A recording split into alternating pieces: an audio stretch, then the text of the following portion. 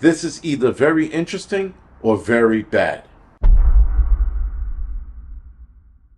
Now, the World Health Organization had an emergency meeting yesterday, and they state that the monkeypox, or they're calling it Mpox now, is a global concern that's being spread throughout Africa. So right now it's in Africa and it's staying right there. It has spread through different countries in Africa, and that's why they're a little concerned. Now there are two variants that they are watching.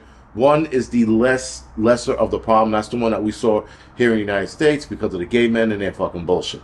I think, if I'm not mistaken, that was clad 1-2, right? And clad 1B is the more concerning one because that has a higher mortality rate, and that one is actually killing people.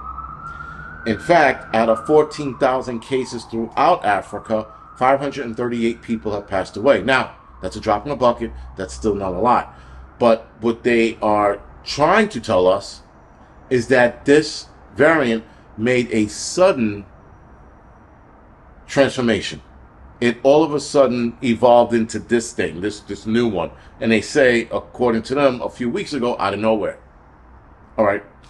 So now they have this meeting and they're pushing an arm ticket and they're getting some kind of emergency something or another in Africa so that they can start handing out arm tickets for this. Now, to be fair, this arm ticket for monkeypox is not mRNA.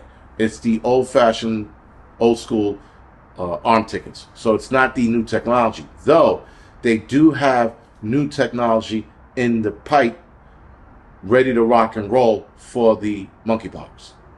So just keep that in mind. They also have a nasal spray for it as well. And I read somewhere about a patch for the arm tickets and future arm tickets coming out. So whether you're scared of needles, you can get a patch or you can get something sprayed up your nose. All right, fine. They're even working on, I think, sublingual drops, but I don't know for what bullshit they're going to throw at us next year. I'm not sure what, but I heard that there was sublingual drops as well. So they're trying to cover all their bases, guys, because the reason why they're covering all their bases, because when this thing spreads, which I think it will, just in time for the election, when it spreads out of control, you're going to have different options. So you can't say, I'm scared of the needle, I'm allergic to this, I'm allergic to that. Especially if you go with the old school method of taking that arm ticket. Now, I don't care how bad this gets, I'm not taking shit. Sorry. Because the only way to get this, guys, is if you lick somebody's nutsack or somebody spits in your mouth. And I'm exaggerating and being a little dramatic, but you get my point, right? So there's no need, if it's spreading, for me or anybody we know to take this nonsense because it is close contact. Now, if it goes airborne or becomes airborne, that's an entirely different ballgame. Still not taking the arm ticket. I'm just going to have to figure out some shit on the fly. With that, guys, Africa, for the first time, and this originated in Congo, in the something Republic of Congo. And there, the African CDC made this also a public emergency, which they never have done because they've had Ebola, dengue fever. They have all this kind of shit in their country. And this is the first time they actually enacted this public health emergency. Now, one can suspect that they did it because the WHO did it as well. And now WHO has control over the African nations or countries that are being affected by this Mpox nonsense. There is that theory. The other theory is this is legit and they want to see how it's going to run for them because now they can get the arm tickets that they need to inject into their people. Now, if you are infected, the arm ticket is too late. It's not going to work. So if you have it, it's sort of like chickenpox in the aspect that once you get it, you shouldn't get it again. Shouldn't. I don't know about the new variant that they're looking at, the mClade 1B. That's the worst one, the one that's actually killing folks. I don't know if it works in the same fashion. Nonetheless, if you get it, you know, you would hope to get the 2, which is the lesser of both. And that's the one that leaves the sores and shit all over your body or wherever that dick or ball sack touches you in your face or your arms and your hand. There were a lot of dudes here in the city because I love how, by the way, when they explain the people that get it, men who have sex with men, they're called homos. It's that simple. It's called gay men. It doesn't get any simpler than that.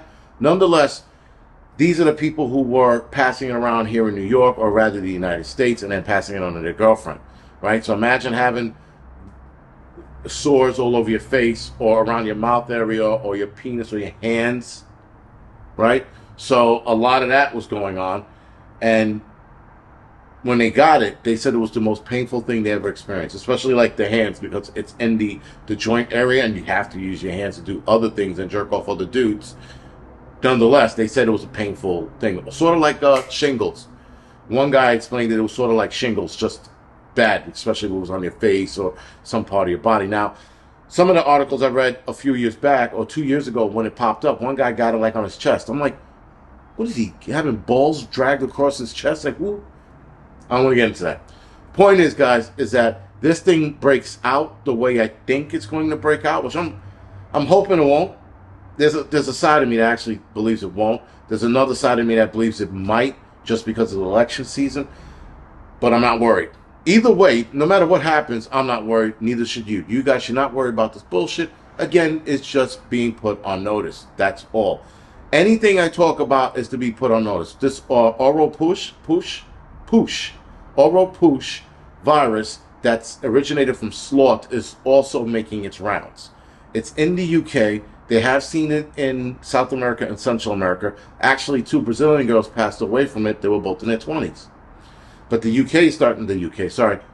European nations are starting to see it as well. So that's something that you should also track, because that mimics, or it's in the same family as the dengue fever and the Zika virus. That's the sloth one. So now you got these 2 things that are popping up. Though the Oropouche virus, the one from the sloth, is, you get it, it goes away. They're trying to figure out why those 2 20-year-old girls passed away. Now, I think because they were Brazilian, they happened to have surgery, their immune system was down, and that's why they died. But again, that's my theory, because I don't know anything else about those girls or the state that they were in when they contracted this virus. Anyway, guys, this video is all to say, just keep your head on the swivel, note what's going on, stay into the media, read between the lines of a lot of this shit. The Mpox thing that's going on, I think that's just going to be a grab for the election, because we probably will see it here in the next week or 2. All of a sudden it's going to pop up, and then it's going to gain some traction right into the election season, and then they're going to sit there and go mail-in ballots. You know where this is going to go next. Anyway, guys, this is the Angry Prepper. Thank you for watching.